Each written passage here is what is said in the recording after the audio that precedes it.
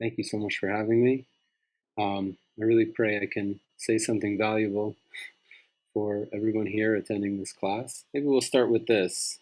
Chaitanya Mahaprabhu, he's speaking to Haridas Thakur, and he says, my dear Haridas, this Kali Yuga is so bad. He said everybody in this Kali Yuga is basically just engaged in cow killing and killing Brahminical culture, and it just looks like a disaster.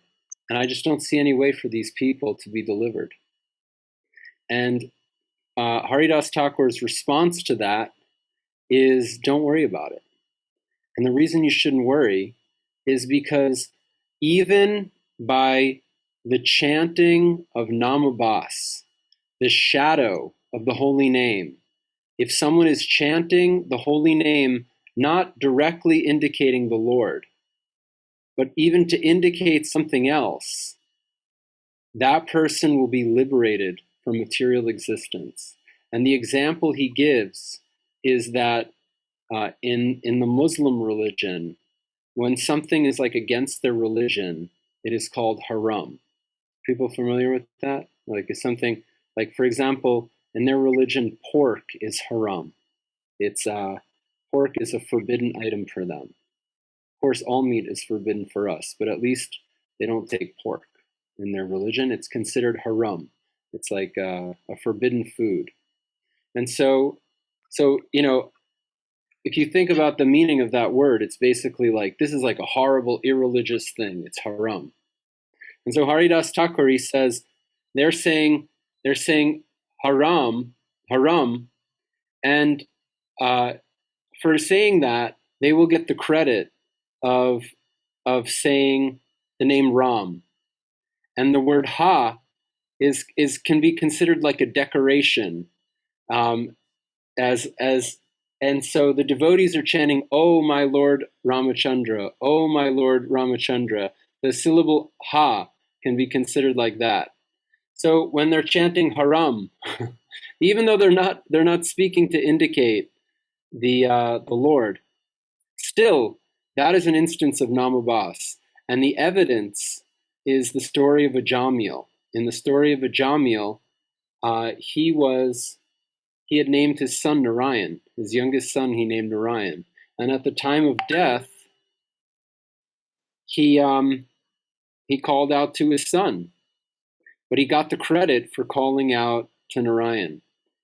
So the point is that the holy name is such a extremely, extremely powerful medicine for remedying the ill effects of Kali Yuga, and for starting the soul on its sojourn, or on its progressive march towards the goal of the human mission, which is to become self-realized. The holy name is the most powerful means for achieving success in life. So as a kirtan leader, I think that's the first point to understand. How powerful is the holy name, that even if someone will chant it as a joke, or to chant it to indicate something else. There are stories that, Prabhupada would see an article someone had written about the Hare Krishna movement, and they thought this Hare Krishna movement is like a really bogus, wacky cult or something like that. And in the article, they were writing so many things against Hare Krishna movement. Hare Krishna movement is bad like this, and Hare Krishna movement is bad like that. And Prabhupada was appreciating, even though they're in such a negative attitude. Look how much they're saying Hare Krishna, because he appreciated the value, the strength, the potency of chanting the holy name. And I think that as a kirtan leader, you're kind of like a promoter, or like on social media they have influencers, who like they promote certain messages. They promote. As a kirtan leader, your program is to promote the holy name. And so the first point is to appreciate the value of that. That any contact with the holy name has tremendous benefit for the hearer, for the chanter, for the hearer. Govinda Maharaj told me a story like this as well, related. He told me, my Guru Maharaj has given me the name Akincana Krishna Das. And there was a very famous disciple of Srila Bhaktisiddhanta Saraswati Thakur named Akincana Krishna Das Babaji, who was very famous. You can find his recordings like on YouTube or something. Very beautiful kirtaniya, and someone who was always absorbed in chanting, like 24/7 basically.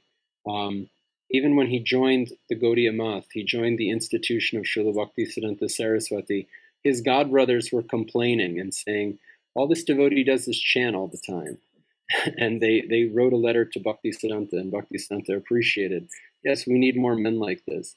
So he had a very beautiful, affectionate relationship with Srila Prabhupada, that devotee, Akincana Krishna Das Babaji.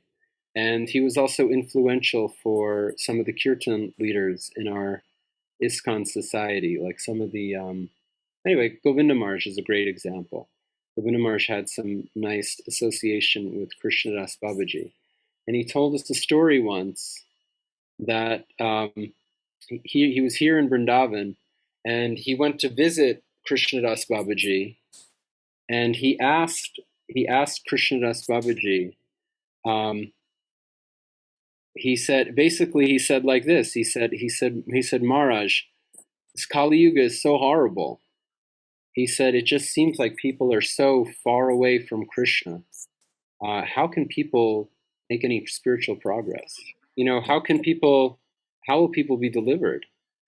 And Krishnadas Babaji, he said, oh, this is a beautiful question. And like I said, he started reciting from memory all the Bengali shlokas, the verses from Chaitanya Charitamrita of this story, the conversation between Chaitanya Mahaprabhu and Haridas Thakur.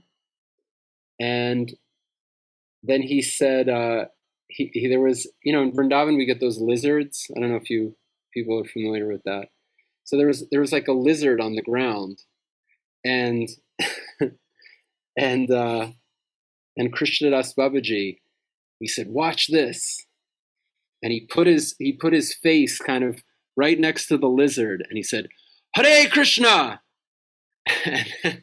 And then he looked at Govinda Maharaj. He said, did you see that? He's liberated. He's liberated. So that's the potency of this tremendous gift of the Hare Krishna mantra. And similarly, in the deliverance of the Chandkazi, there's maybe we remember the story. I'll try to remember the story. Chaitanya Mahaprabhu, he instructed all the devotees in Navadvip, everyone should perform Sankirtan. And so Sankirtan became very prominent in Navadvip. Many devotees were enthusiastically engaging in Kirtan. And, the Chaitanya Charitamrita, Chaitanya Bhagavata especially, describes kind of the atmosphere at that time. And there were all kinds of people there. The Muslims were in control. They were like the rulers. And there were all different kinds of Brahmins and Hindus and people with different conceptions in that society. And so people complained. And the Qazi came to one of the kirtans, and he threatened all the devotees, and he broke one of the mridangas. And he said, he should stop this kirtan.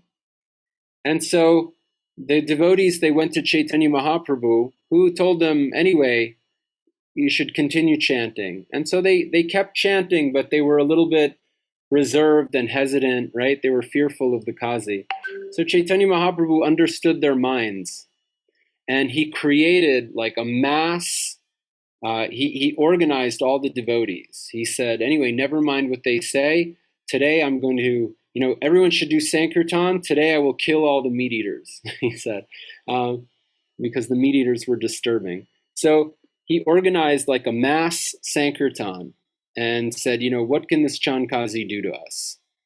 Like in recent times, we've probably seen like political protests, like, anyway, whatever. There's different mundane protests for, people don't like the COVID restrictions. Or last year in America, there's like, a thing with whatever, against racial discrimination. And it was like massive, massive protests with huge numbers of people. So you can envision something like that. Huge masses of people. They did a huge, tumultuous, thunderous kirtan program. And they had several different circles of kirtan parties with different leaders and with different dancers. And it was like a huge, tumultuous, vibration. And they went to the house of the Qazi. And they, at first, the Qazi wouldn't show himself because he understood, like, wow, these people are really fired up. I'm worried, what they're going to do. Eventually, he came out and he showed his face. And Chaitanya Mahaprabhu, he said, they had some exchange. And Chaitanya Mahaprabhu said, may I ask you a question? And Chand Kazi said, sure. He said, first he asked him, he said, the cow is giving you milk and the bull is giving you grains. So the cow is like your mother and the bull is like your father, because the bull, in the agrarian societies, the bull is tilling the fields. And so he said, but you're eating them. So that how can your religion allow this? What kind of religion do you follow that you eat, that you kill and you eat your mother and father? That's like a horrible religion. So they had some back and forth about this, and Chaitanya Mahaprabhu ultimately defeated him on that point, made him kind of humble that, actually, our religion is a little backwards on this point. You're right. And then further, Chaitanya Mahaprabhu, he asked him, he said, you're the Qazi. You have a tremendous amount of power. He said, there's all kinds of kirtan going on in your Navadvip. I'm just curious, why haven't you stopped it? And so the Qazi said, he said something like, you are known as Gaura Hari. Let me call you by that name. You are known as Gaura Hari.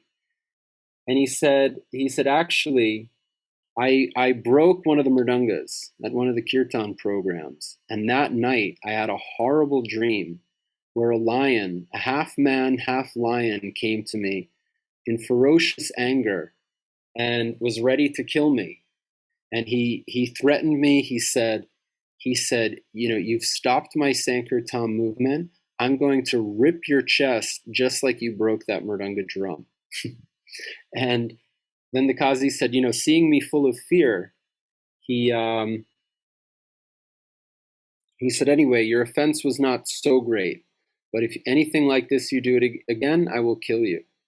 So the Chand Kazi, he even showed he had some scars on his chest to show how that half man, half lion had scratched him. And then he said further that he has his constables, like the police in his district.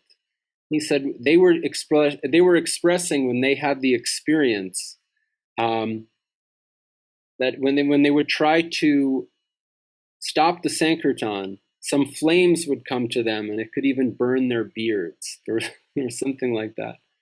And he noticed also that even some of the Muslim people, they were starting to chant. They were saying Krishna, Govinda, Gopal, imitating the devotees that they'd heard doing kirtan. And that the Qazi thought that was also very mysterious. And then further, the Qazi was hearing all kinds of things from so many Hindus.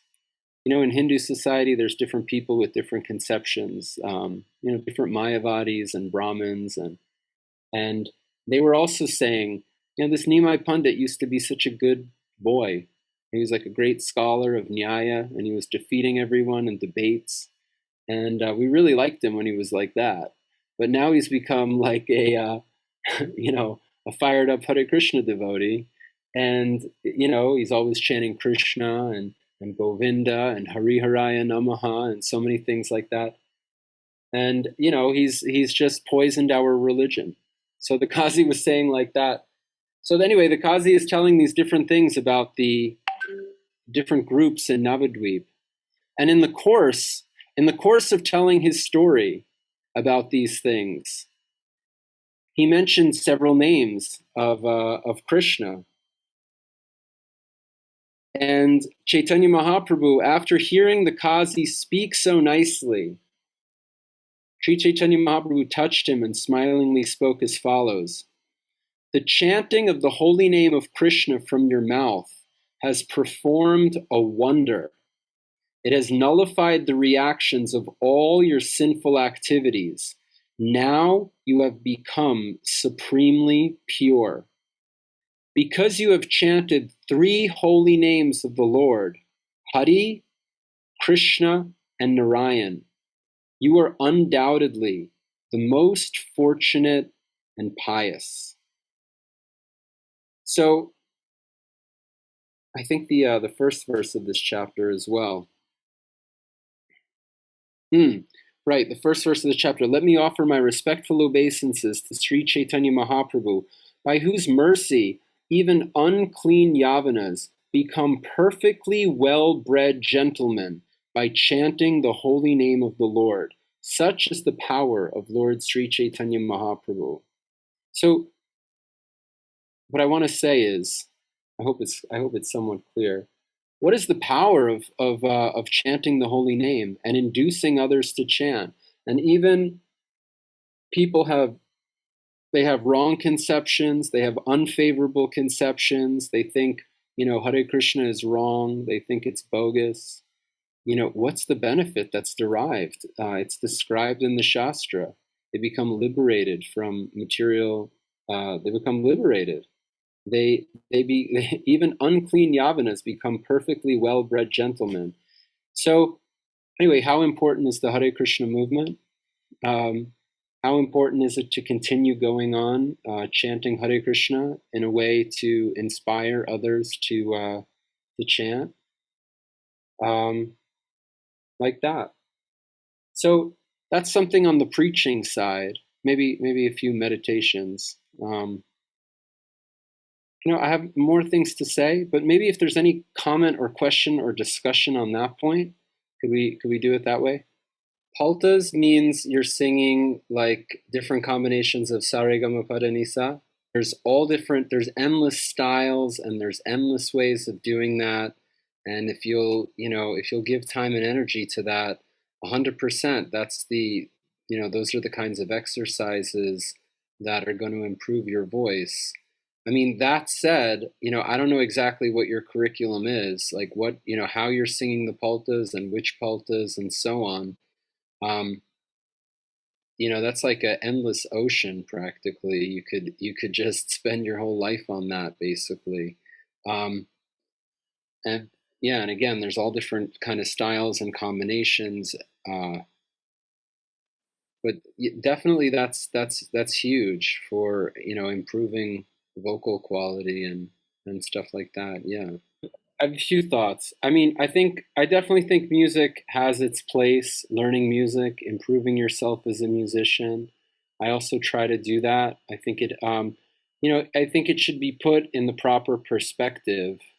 Ultimately, however good someone is as a musician, it can be likened to so many zeros.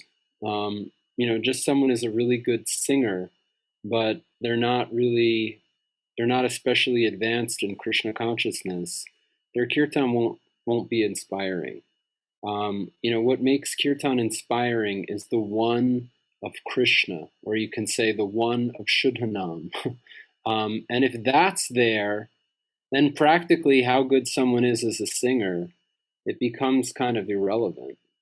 And if someone's not a very good singer, but they really have a purity, and you can hear how they're really crying for Krishna in a deep way, then that may be even so much more inspiring than someone who can just sing very well. So I think you can compare it to if someone wants to worship deities and dress the deity, and so then they become really into the art of like stitching deity cloth. Like this during the lockdown last year, my wife got like completely absorbed in making deity outfits. And so just watching her, I kind of learned what a super absorbing, task that is. and it's an art. And so, doing it beautifully takes some skill and some artistry. And so, developing those things are nice. Um, it can be very nice, if you have uh, if you have if you can offer something beautiful. But if you're not sufficiently purified, of your materialistic nature and tendencies, then it can like just tend to serve the ego also. Anyway, that's one point. Another point is, anyway, I'm going to share something that Indra said to me. Maybe it's kind of a strong statement. Maybe it's a little bit bitter. Um, well, you know what? He said like this. He said, he told me because he knew I was into music. He said you should forget everything you ever learned about Western music. He said just forget everything you learned about Western music and try to learn something about Indian music. He said if you do that, you will lose nothing and you will gain everything. Um, he said Western culture means no culture. It is a culture of ignorance and passion at best, hardly approaching transcendence in the least. If you want to know something about culture, you should look to old Indian culture. Those people are really cultured. That type of culture is closer to Krishna's culture, and by absorbing ourselves in that culture, we can get a feeling for what Krishna is really all about. So, just you mentioned, if you have a teacher for kirtan, kind of, with like a Western musical background, that's all right.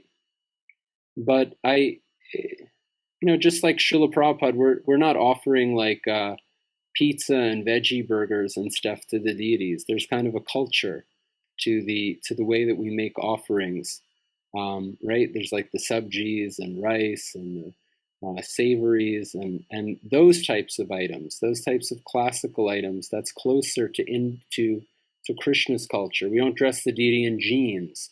We dress the deity in in in a certain classical type of dress because that's the culture that Krishna belongs to. That's the culture that Krishna likes. So I think if that can be followed when we're doing kirtan, then it'll be good for us. Devotees that tend to stay attached to like Western modes of music, I don't really think it's very wonderful because the tendency is to like stay absorbed in like, that kind of Western musical consciousness. And if we can ourselves imbibe something of Krishna's original culture, and if we can present that to others, that'll be good for us, and it'll be good for others also, because they'll see something of a transcendental culture, not just the Western culture that they're already familiar with, uh, which is like Ayendra Prabhu mentioned, it tends to be dominated by the lower modes of nature. If we can, yeah, so if we can do kirtan um, in a more classical sattvic kind of cultural presentation, I think that's very nice.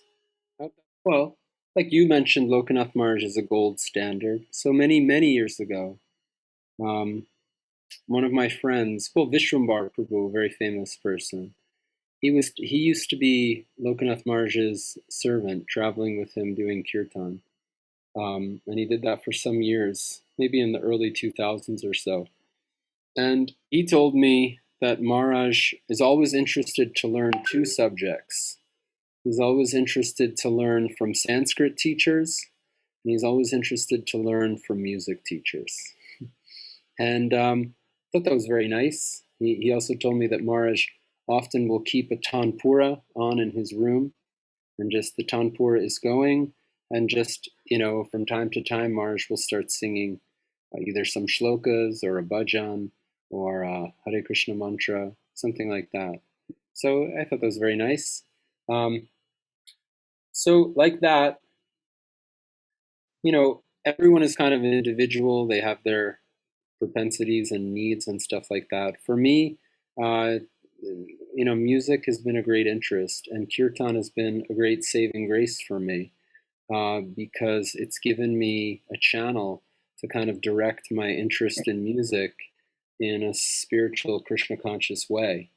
Before I was into Krishna consciousness, I was also into various kinds of music. Like really seriously, I was learning instruments and playing in bands and whatever.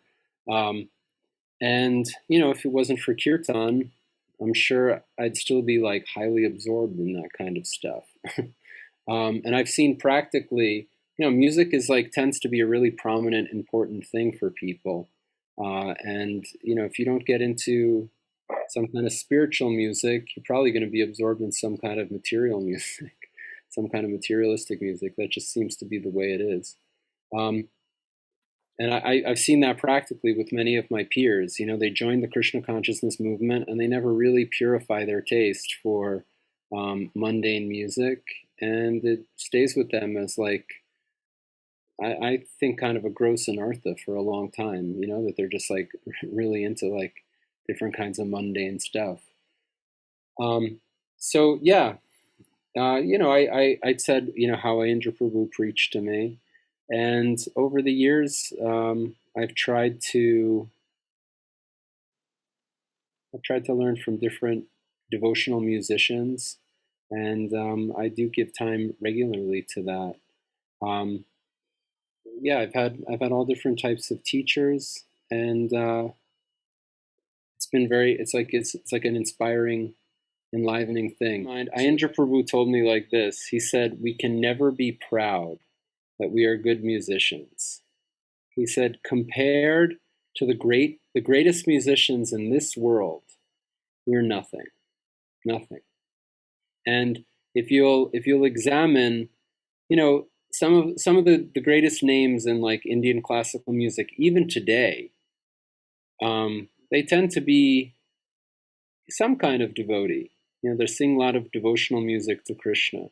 Who is that? There's Ajoy Chakrabarti, who I think has a famous musical school in Calcutta, and his daughter has become like a mega superstar, Kaushiki Chakrabarti. They're like Bengali people. Their singing is like something absolutely phenomenal. Those people are like, legends of Indian classical music. Pandit Jasraj just passed away in this COVID time. He's actually the guru of the person that I've been learning from. He sings so much, beautiful devotional music, actually. It tends to be more like from the Vallabh Sampradaya. But, when you understand the translation, what he's singing about, it's, absolutely inspiring, beautiful devotional songs. I think even Bhimsen Joshi, these are some of like the huge names in Indian classical music. And yeah, so Indra's point is, if you'll compare yourself to such kinds of like highly accomplished musicians in this world, actually we're nothing. The best, the most highly accomplished kirtaniyas in our temples, without any disrespect to them at all, because I agree with you. I think some of them are super accomplished, fantastic singers. They're nothing compared to the greatest, in this world. And the greatest singers in this world are nothing compared to the singers in the heavenly planets. And the greatest singers in the heavenly planets are nothing compared to Lord Brahma, to Lord Shiva, and those great personalities are nothing compared to the singers in Vaikuntha. And the greatest singers in Vaikuntha are nothing compared to the residents of Vrindavan, the gopis of Vrindavan. So like that, I understood we can never be proud that we're good musicians. We can always be very humble, actually. Even my music teacher is a very, very cultured, gentlemanly Bengali man who's like phenomenally qualified and talented. And mostly these days, he teaches me ragas by singing Hare Krishna with me, according to different types of ragas. So you can say I practice singing, but basically it's just amounts to singing Hare Krishna with a nice qualified singer. He himself, if he's a very, very qualified person, like really exceptional. And his attitude is very, very humble. When I've praised him, like, you're such a fantastic, singer, you've accomplished so much. He says very humbly, he says, I'm on a journey. He says, I'm just, trying to pursue something that I heard from my guru. He says, but he's, but he holds his guru as very high above him. And like that, he stays very, very humble. And if you want to improve at something, at anything, you have to be very humble. Because once you think like, I'm great at this, then that's as far as you're going to get. Because you're not going to have any kind of feeling that I need to work to improve myself. As soon as you think, I'm a great mridanga player, I'm a great singer, then why do you need to do any more work to like try to improve yourself? So like that, if you want to improve yourself, then it's important to stay humble and always hold, there, like the example I gave for Mahindra, all the qualified personalities that are ahead of us and above us. You can look to them. Maybe someone will come to you one day and say, "Wow, the way you sang that," or whatever, that was so nice. But anyway, if you take that very seriously, if you take that to heart, then that will be your misfortune. But anyway, if you just take it, if I sang something nice, that is my Guru Maharaj's mercy. But actually, I know in my heart that I'm not actually very qualified. I have so much room for improvement. If you always stay in that kind of mood, then there's hope that you can continue to improve. So for myself personally, yeah, I mean, it's been like a long journey. The teacher that I have now, ultimately, I feel came as some reciprocation from, especially from Mayapur Prabhu. Actually, it's kind of a long story to tell it, but I was doing a lot of seva and praying very, very intensely to try to improve in that area.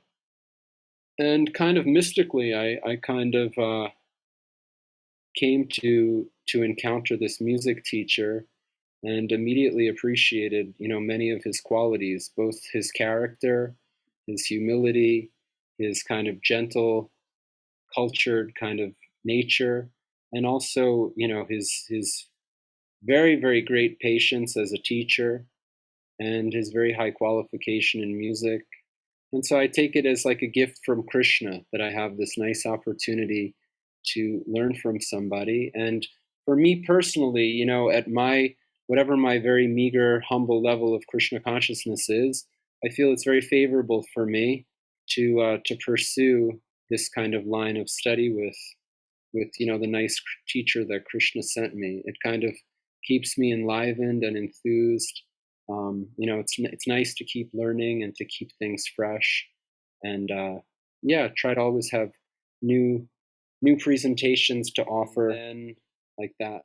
I tried to learn something about singing from '99, but a qualified guru was not really manifesting for me, and even I tried many different devotees, different people. It was kind of tough to find a good match. The guru that I have now, maybe we started around 2014, and we've been pretty steady since then. So And anyway, it's been what, 7 years, right? it's probably just coming up to that because we probably started around the fall of 2014. Yeah. Well, I'll say another thing. I mean, this is like super personal. I don't know if this is relevant to anybody. My father died when I was 2 years old, and so I basically never met him. and he wasn't a devotee. He was a professional singer, actually, and I don't know so much about him, but I've heard a little bit. But one thing I heard was that even when he was performing professionally, he still had a music teacher, and anyway, it's like one thing I kind of learned from my father. I kind of like appreciated, like, that's like sounds pretty humble, that he's a professional and he's still studying. And I thought that sounds like nice musician who has that kind of respect that, I don't think like I made it, I'm done, I mastered it. He has more of this type of attitude, like I said, from my singing teacher, like Indra was expressing in his way. Be very humble. Music is a very great, deep art, and it's basically endless. You can just go on and on learning and trying to improve, and there's basically no end to it. I mean, my own feeling is, I have a very limited, amount of talent and ability, and I kind of hope to continue, in doing music and kirtan for the rest of my life. And so, yeah, like Lokanath Maharaj, my friend said about him, he always likes to learn from music teachers. I think I'll always have, I'm always interested to kind of learn and try to improve myself like that. Yeah. I mean, maybe at a certain point I'll think, the lessons are too great of a distraction. I should just focus on bhajan or something like that. And, that's nice also. I mean, by putting yourself in the fire of Sankirtan, like at our Krishna Balaram temple, it's fully happening these days. When they ask you to lead the kirtan during the the darshan times when there's tons and tons of pilgrims there, it's a type of powerful pressure that kind of makes you a little stronger, more confident. You kind of you make mistakes, you learn how I can do it better next time. It's also a type of way to grow and become stronger as a kirtaniya just by doing it.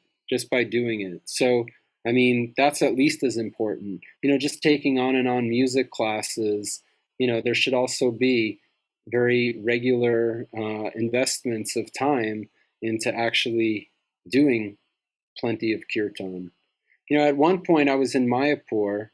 I mean, it seems like some of you are there in Mayapur.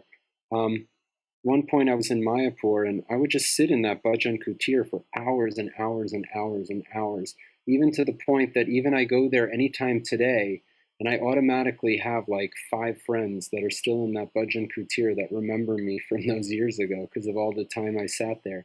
And anyway, here in Vrindavan, of course, I've been here. So, yeah, doing kirtan, just doing music class and not really utilizing it for the purpose of, there should be some balance too, that there's sufficient kirtan being performed.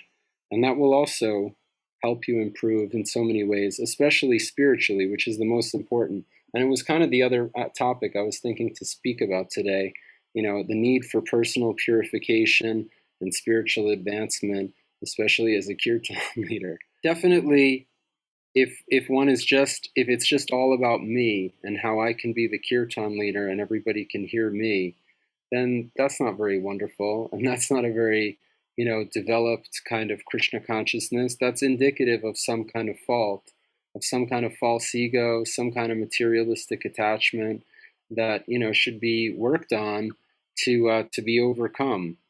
To not have complete faith in the chanting of the holy names and to maintain material attachments, even after understanding so many instructions on this matter.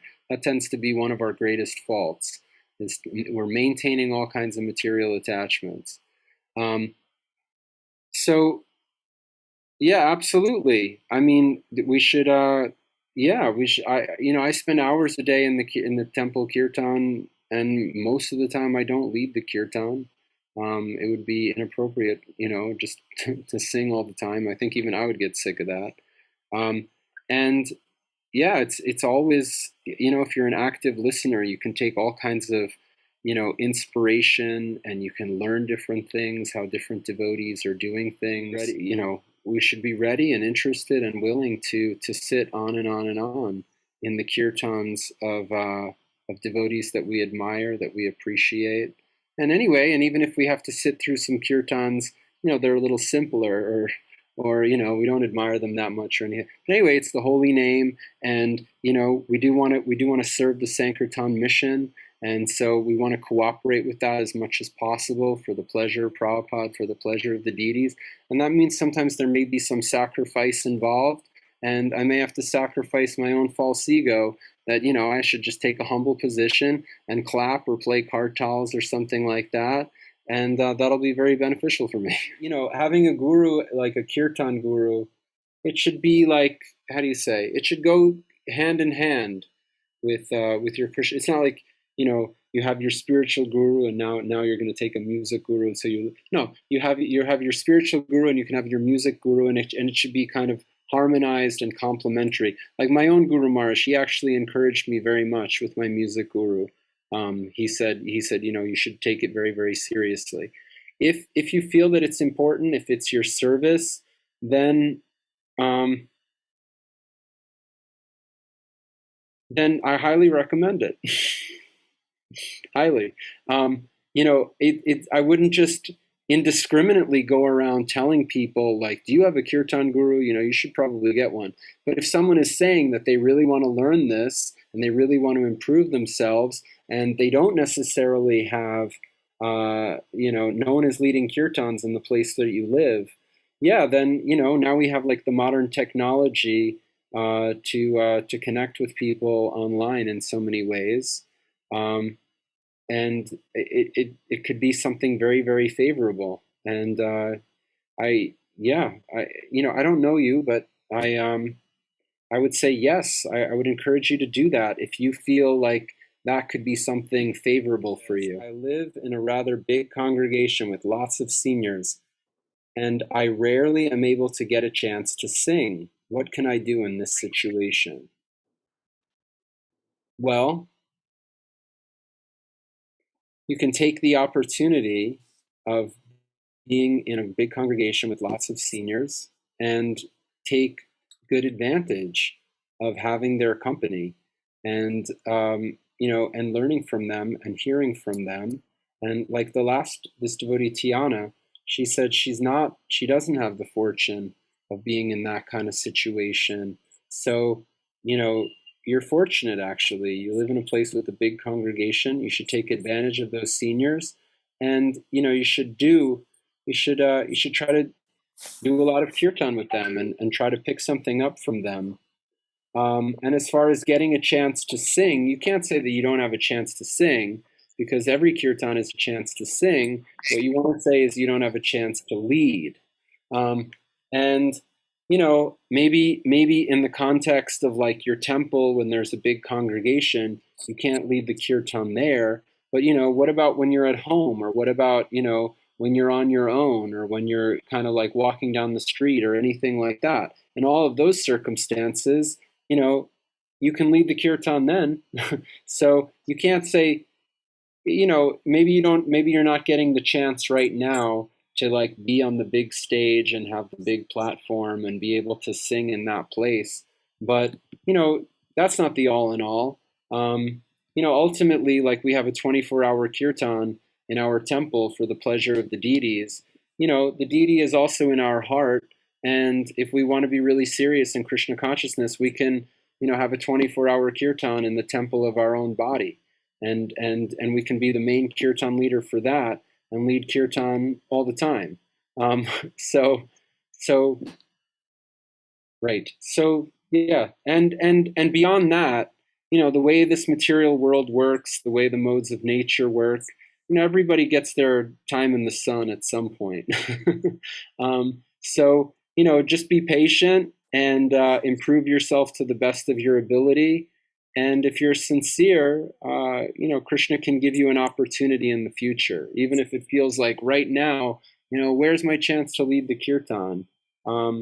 There was probably decades in my devotional life where there wasn't really much consideration that I would ever lead a kirtan.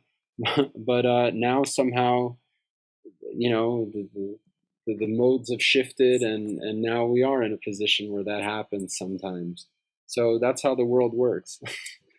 That's a very nice example. And Madhav is so sincere that, it's a fact that many times he's the very prominent kirtan leader at the big programs. But even on the nights when he's not in that position, I've been with him in times when, he's not at a big program. He's just at his home and there's just three or four people and he does the same exact thing. He sings the same way and he still will sit down and do his kirtan because that's just his attitude about it, which I think is really exemplary.